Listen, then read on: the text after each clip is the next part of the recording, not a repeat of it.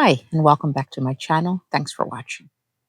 Now, maybe you are familiar with emotional intelligence as an experienced leader. Maybe you just haven't gone past the surface of this topic. But either way, I want to invite you. I want you to stay with me for the next few minutes, because I'm going to show you how developing just one of its core components, self awareness, can transform the way you lead. And this becomes especially important when the stakes are high. Stick around to the end of this video, because I'll share one specific practice that I've used with executives just like you.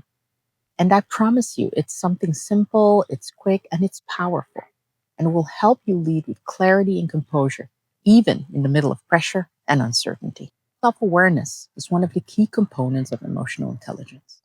And it's not just something soft or being introspective for the sake of it. It's about understanding your own emotional state in the moment, being able to name it, interpret it, and act from it. Changing the way you make decisions from a state of clarity instead of confusion. Now, I know what you might be thinking. Emotions in the context of business, even emotional intelligence, I don't know if emotions are that helpful. And I get it.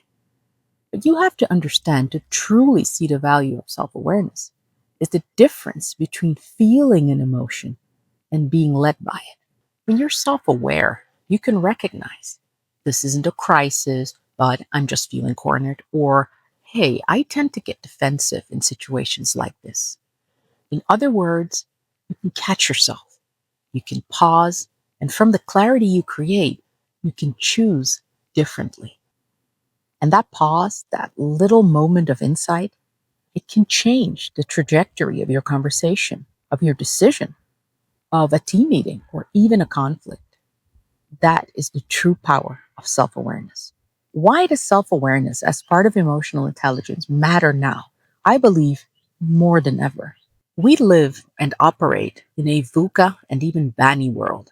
I've explained this concept in one of my previous videos. VUCA stands for volatile, uncertain, complex, ambiguous. And BANI goes even further: brittle, anxious, nonlinear, and incomprehensible. Imagine what leadership is like in an environment like that. You are expected to guide others, but like through fog. You're supposed to respond calmly when the pressure rises. You want to be able to stay grounded and think clearly while others look to you for direction. Here's the truth: you can't lead others if you're not leading yourself first. This is where self awareness becomes your most valuable leadership habit. And yes, I said habit because it is something you can train. It helps you navigate not just what's happening out there, but what's happening in here, in your mind, in your body, in your reactions. So, what happens when you don't have it? You see, the thing is, you might think that you're being decisive, but actually you're being reactive. Or you might think that you're being confident, but actually you're pushing through discomfort and not noticing perhaps signals that your team is putting out. Without self awareness, you put yourself at risk as a leader, not only to miss the signs and symptoms of stress or burnout in yourself, but you may fall back into habitual reactions that don't serve you anymore. Or you mistake disagreement for disrespect and you react accordingly. One thing that impacts your decision making even more is when you confuse urgency with importance. Now that we have a baseline of what self awareness actually is, let's go deeper. The next part is where leadership gets real. How do you make decisions under pressure? The best decisions aren't just logical, they're centered, they are emotionally regulated, and they're clearly grounded. When you're self aware, you can detect when an emotional state is coloring your thinking. You can feel your stress before it comes out as sharpness or even withdrawn silence. And you can name your bias before it hijacks your judgment. And that's when you become powerful, not because you control others, but because you control your own inner space. See if you recognize this. Maybe you've had a decision that you took under pressure, perhaps, and you're not too happy about it. Think back to that moment. What was it about that moment? Probably it wasn't about the facts missing. It was probably something inside of you not aligning. That was likely a moment that self awareness was lacking. That tension you felt in your chest, that feeling you had, the urgency, maybe the moment you snapped or you fell silent when you shouldn't have, that wasn't just stress. That was a lack of emotional self awareness in action. Maybe you've had positive experiences as well. If you've ever taken a breath before replying to a challenging comment, you've done it. If you've ever paused to reflect before sending that email or entering that meeting, you have used this skill before. Now imagine training that awareness into something that reliably supports your leadership and helps you to grow. Let me show you one way in which you can incorporate this in your daily routines. Here's something I recently did with a group of leaders I was training in change management. I asked them to step outside and just take a 3-minute walk, but not just any walk, an emotionally intelligent walk. So during the walk, I asked them to think about an emotionally charged situation in the workplace, recent. And I asked them to just observe, how were their feet touching the ground? What was their breath doing? Was it high or low?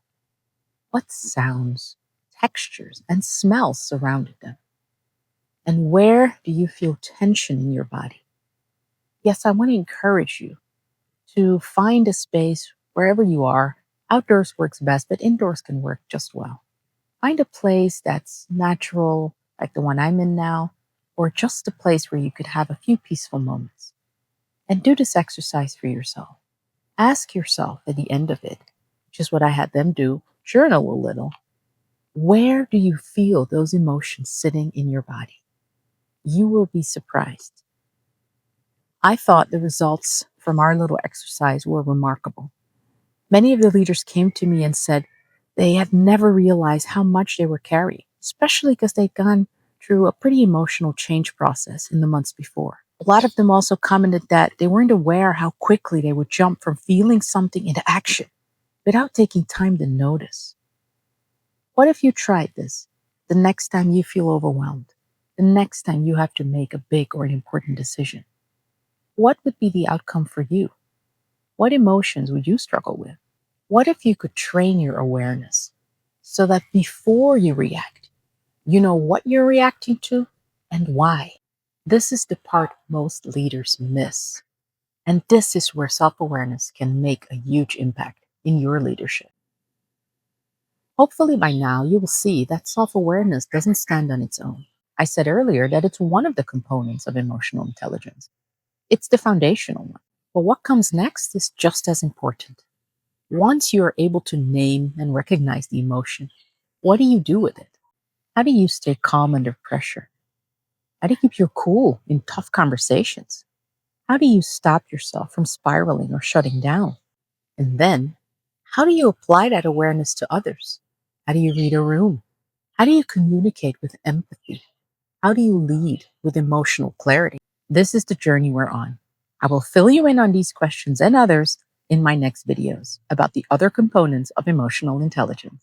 Being self aware doesn't mean being perfect, it means being present and being intentional. It means pausing before reacting. It means catching those signals that your body and emotions are sending before they spill into your behavior. I'm sure you'll agree with me that leadership today isn't just about delivering results. It's about navigating complexity, staying calm, and inspiring others to trust you, especially when the path is not clear. You want to make better decisions, build stronger relationships, and lead with integrity?